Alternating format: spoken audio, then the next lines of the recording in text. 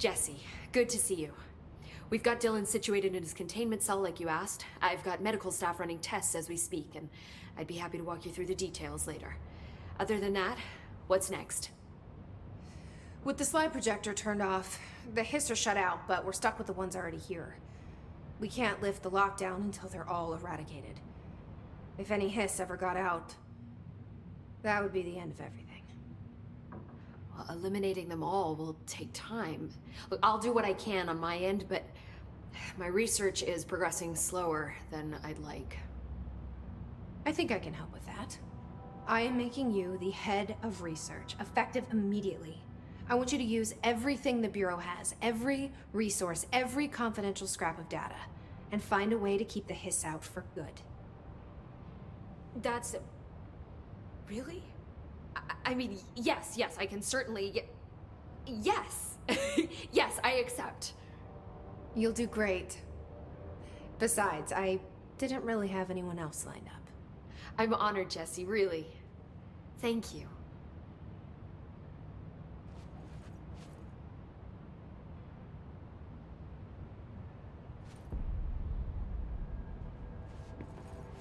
Who moved my waveform?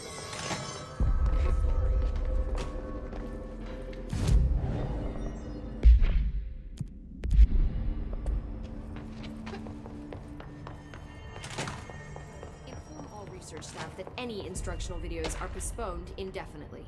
And don't ever touch my work again. Do you remember Mr. Tommasi, the head of communications? The hiss he was changed into showed up in containment, near the turntable. I'll take care of it. That thing's not getting away this time. I've heard reports about his particular use of language and intonation when repeating the hiss babbling. The biological and behavioral distinctions between different hiss-corrupted individuals is truly fascinating. I wonder if I could categorize the data. And she's already off on her own thing.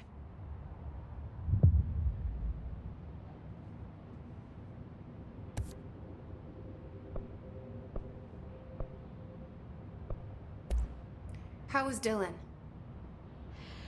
The same. I can't detect any hiss activity, but his physiology has certainly been altered by it.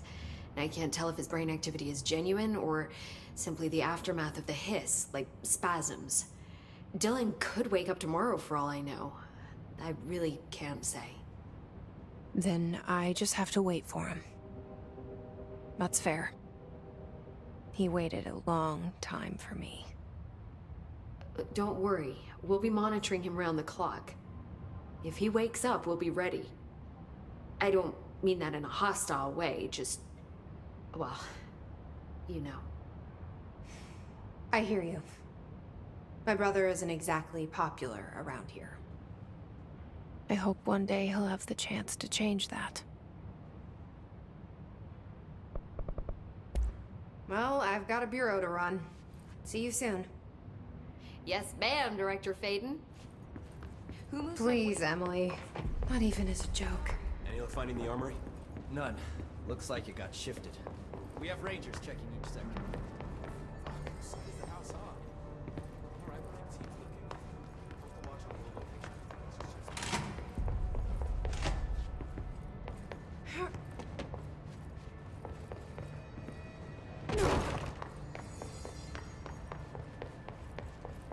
When do you think Marshall's coming back?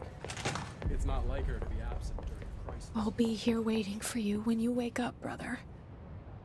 I hope you're right. If you wake up.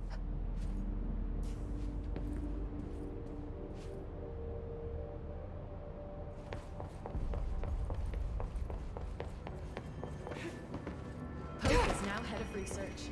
It's official.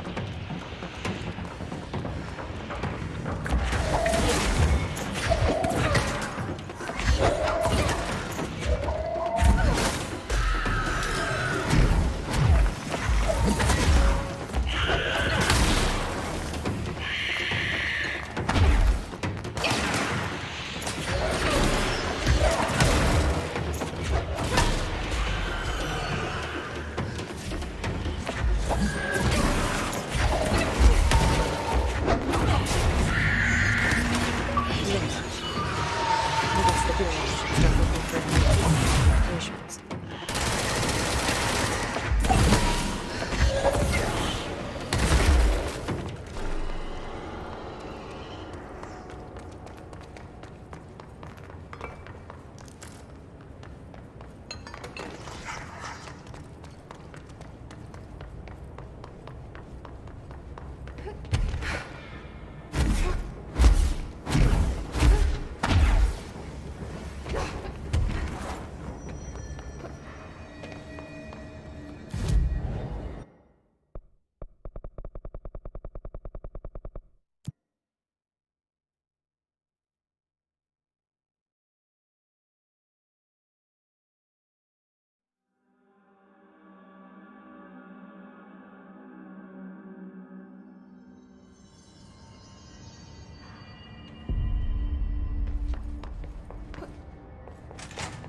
Where are the files on parasitic entities I asked for?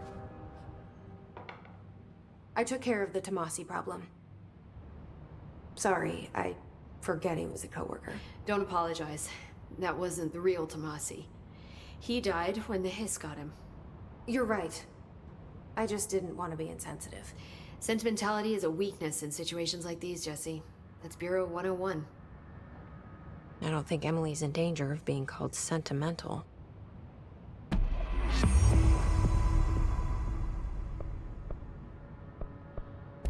How do you feel about me taking over as director? You act like it just happened. You've been director since we first met, remember? I am still thrilled. Nothing's changed. Not for me. But the Bureau has changed. Trench and Darling are gone.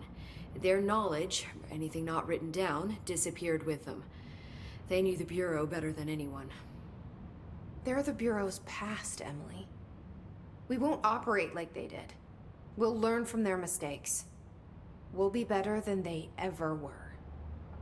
We won't ever be like them.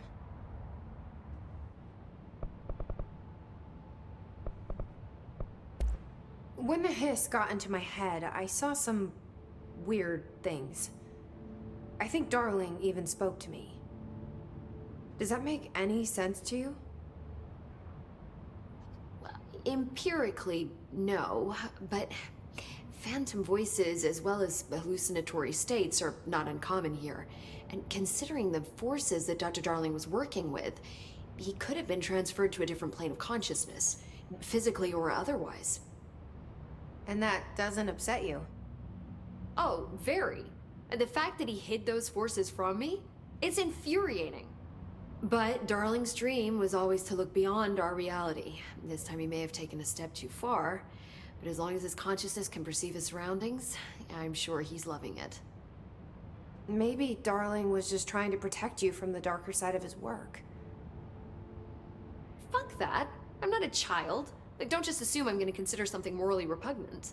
Which it all was. Which it all was, of course.